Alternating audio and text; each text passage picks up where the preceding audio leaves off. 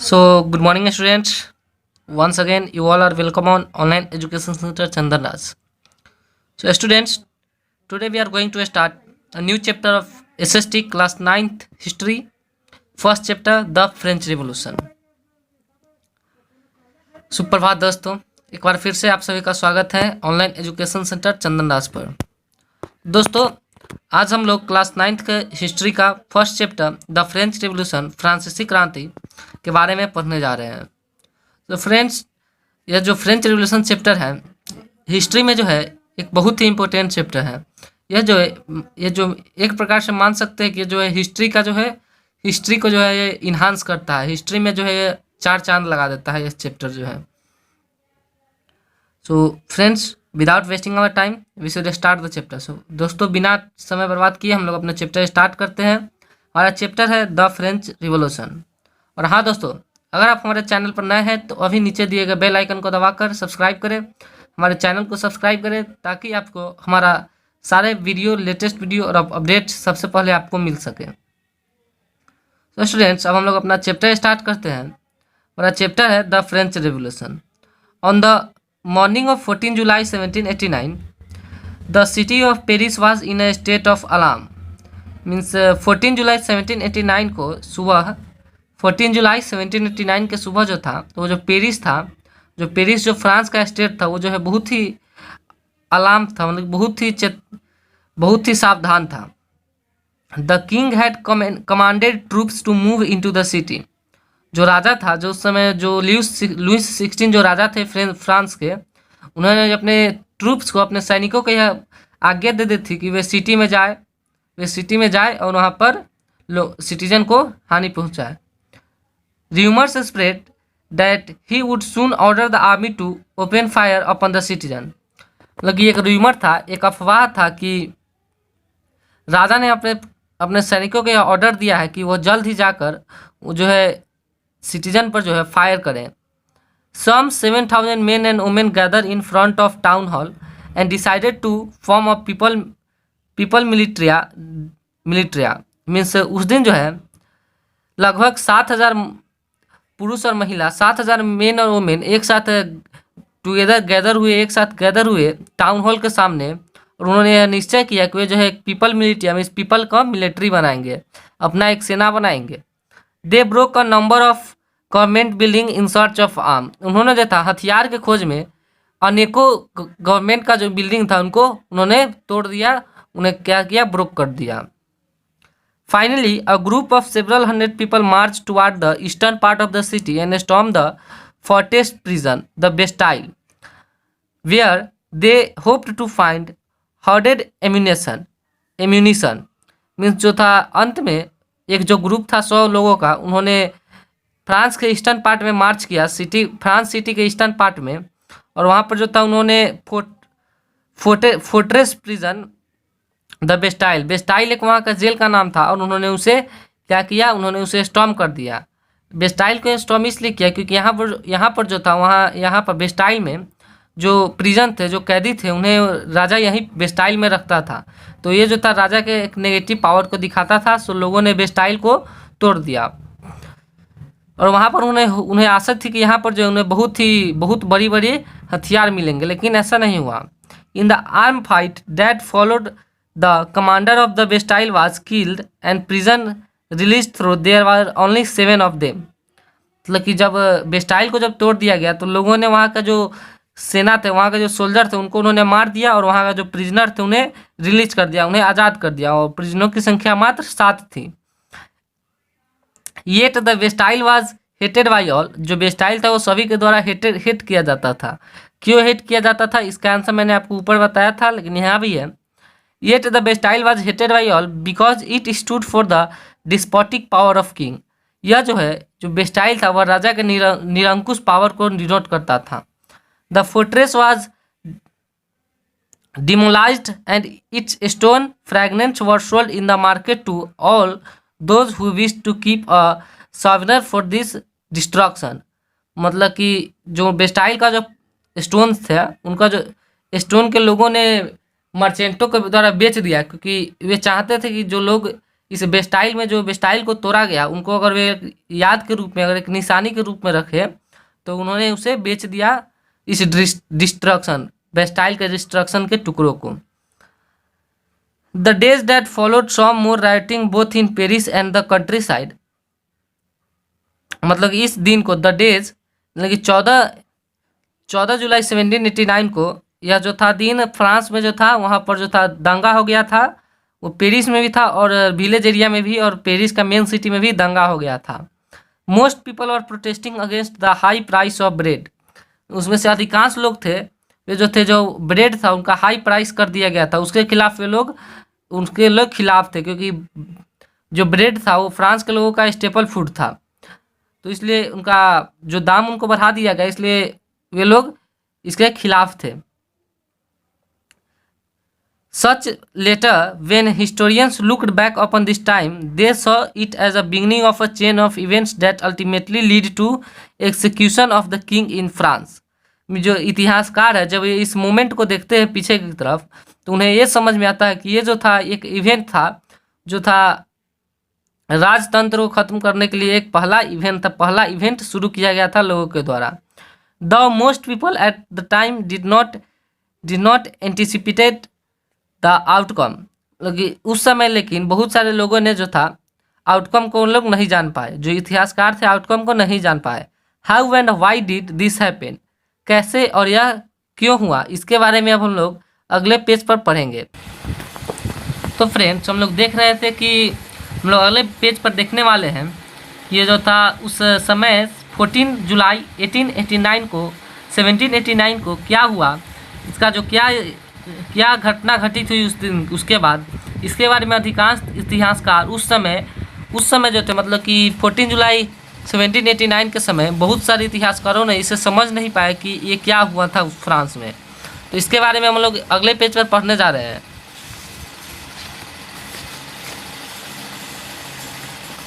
So friends, अब यहाँ पर है वो जो था हमारा, जो पिछले पेज पर हमने पढ़ा था एक इंट्रोडक्शन पार्ट था, वो जो था उसके चैप्टर का जो था इंट्रोडक्शन था।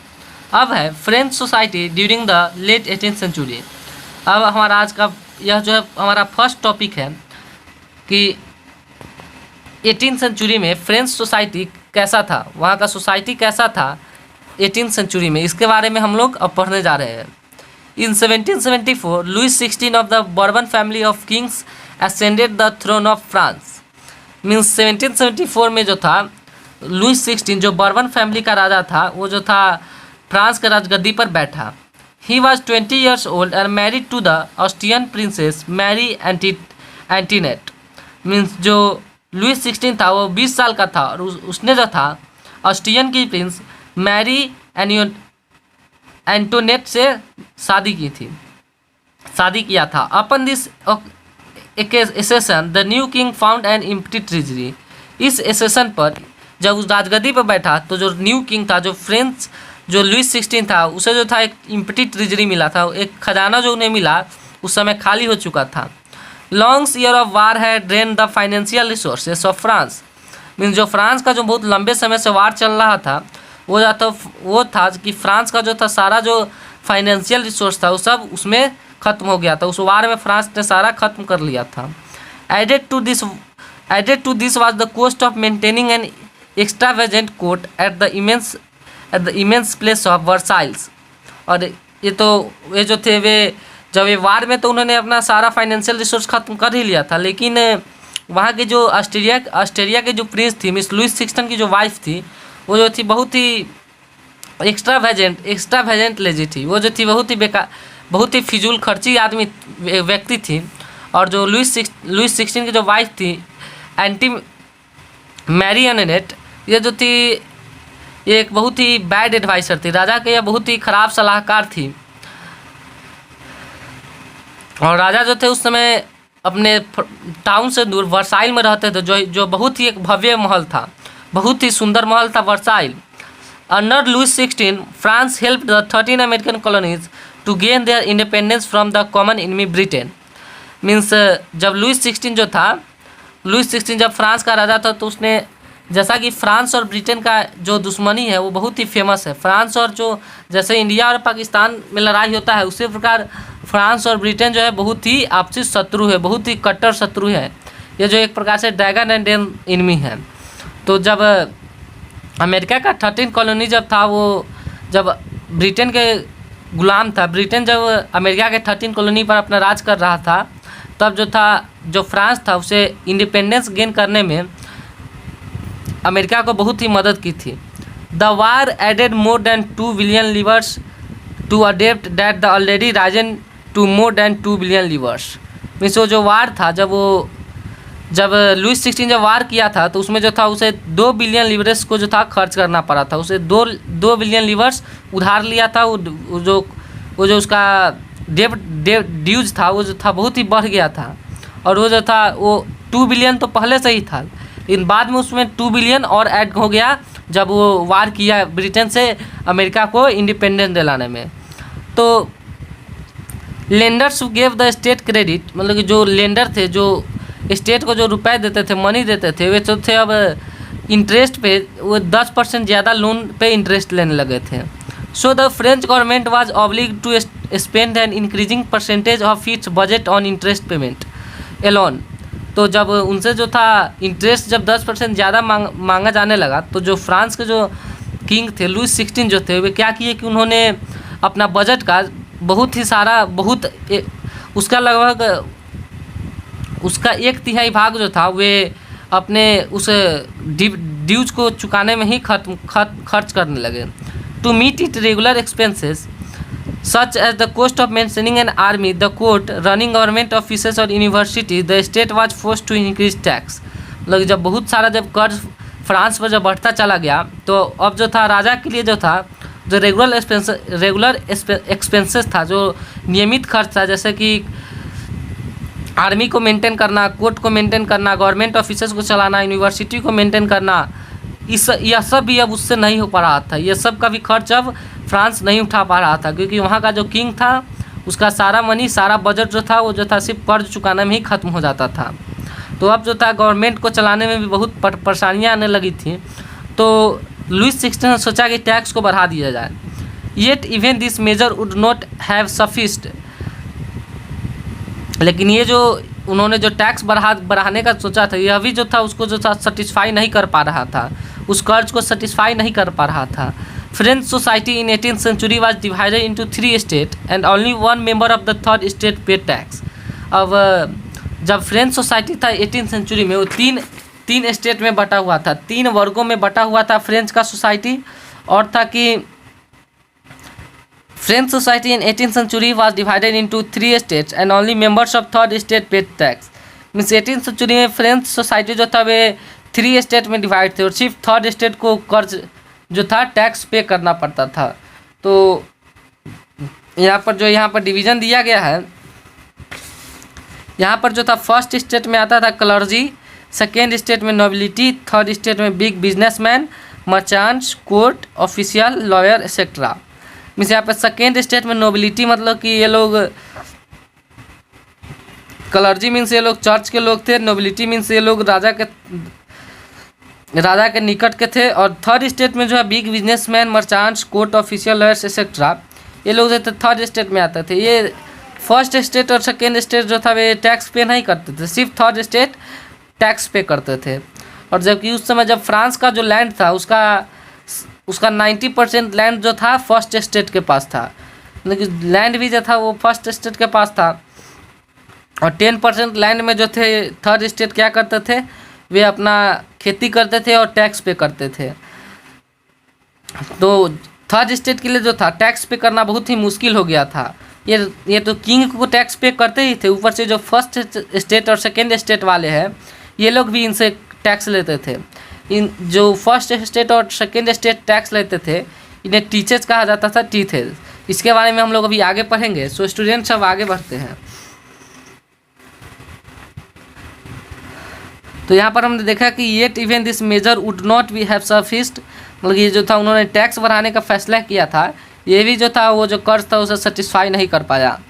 French society in the 18th century was divided into 3 state.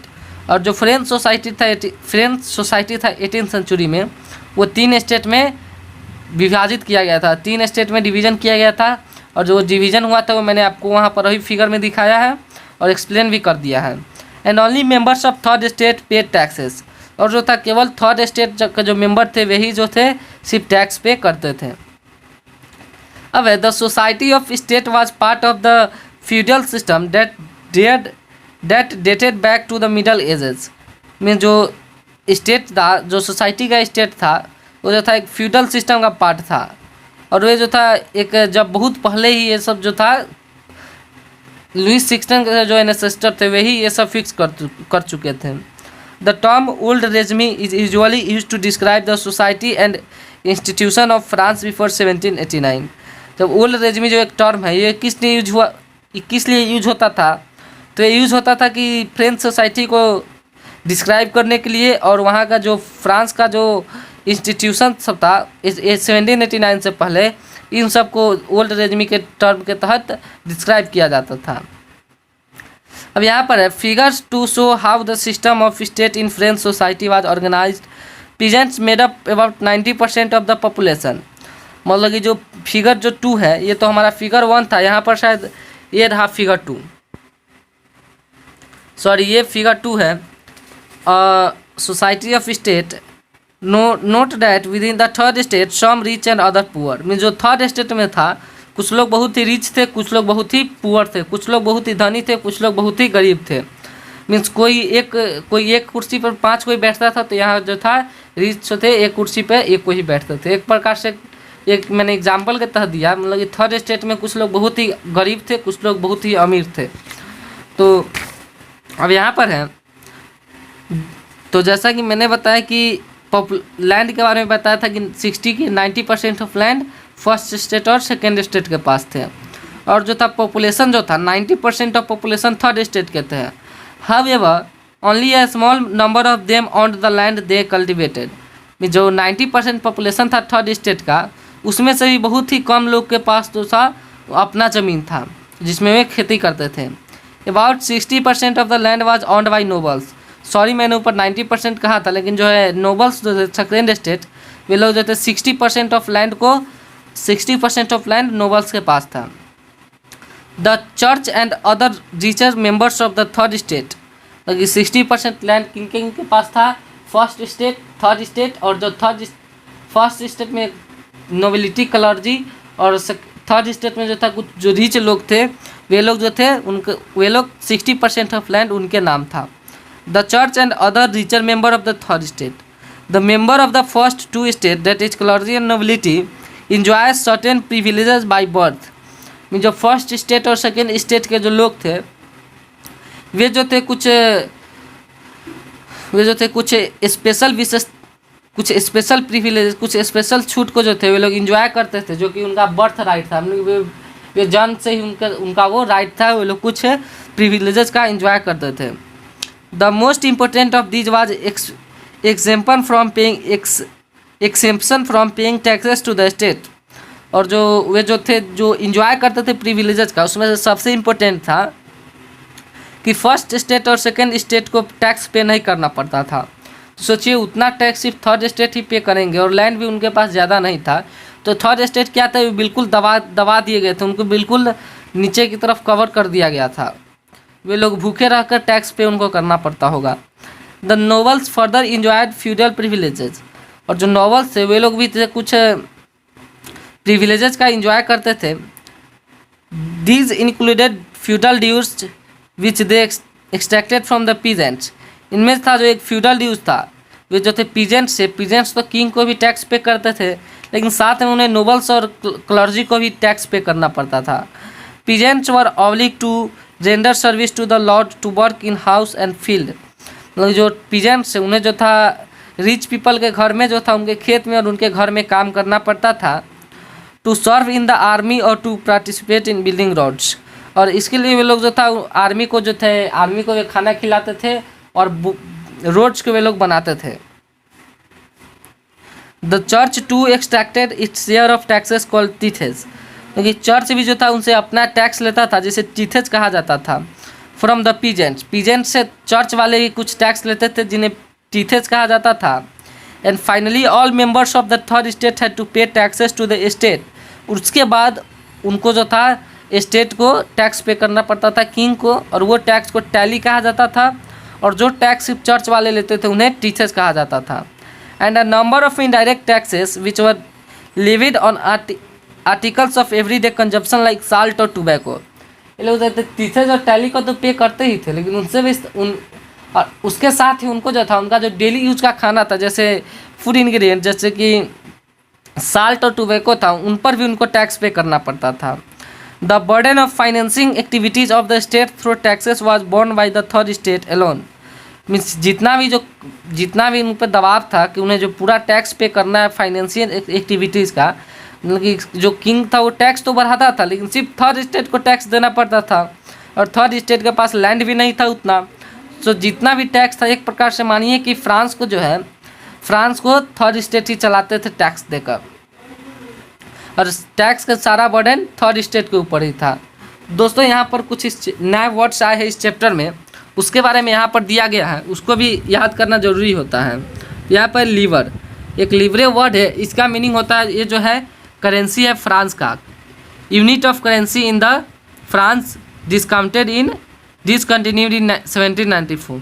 Means leverage जो है फ्रांस के मनी को कहा जाता था, जिसे जो है 1794 में ख़त्म कर दिया गया। यहाँ पर अब क्लर्जी है। क्लर्जी क्या है? Group of person invested special function in the church. Means clergy एक पर्सन का ग्रुप है जो चर्च में जो एक स्पेशल फंक्शन करते हैं। यहाँ पर टीथ है। टीथेट के बारे में मैंने आपको बता दिया है कि एक टैक्स था जो कि चर्च का जो क्लर्जी था उनके द्वारा लिया जाता था, और जो एग्रीकल्चर फील्ड का जो जितना प्रोड्यूस होता था उसका 1/10 भाग 1/10 पार्ट चर्च में टीथ के रूप में दिया जाता था। यहाँ पर है टैली। टैली क्या है? जो किंग को जो डायरेक्ट टैक्स पे करते थे उन्हें टैली कहा जाता था। सो दोस्तों अब हम लोग आज के लिए इतना ही। आज के लिए हम लोग कहाँ तक पढ़े? आज हम लोग एक टॉपिक खत्म की है, French society during the late 18th century. अब जो है हम लोग अगले वीडियो में इसका सेकेंड पार्ट देखेंगे, द स्ट्रगल टू सरवाइव। और हाँ फ्रेंड्स, इसी के साथ आज का वीडियो खत्म होता है। और अगर आपको ये वीडियो पसंद आया हो तो हमारे चैनल को लाइक करें, सब्सक्राइब करें, और अपने दोस्तों के साथ जितना अधिक शेयर हो सके उतना शेयर करें। और हाँ, चैनल को सब्सक्राइब करना नहीं भूलिएगा। देखने के लिए धन्यवाद। इसे अपने दोस्तों के साथ शेयर करें। तब तक के लिए जय हिंद, जय भारत। फिर मिलेंगे अगले वीडियो में एक नए एपिसोड के साथ। वंदे मातरम, जय हिंद।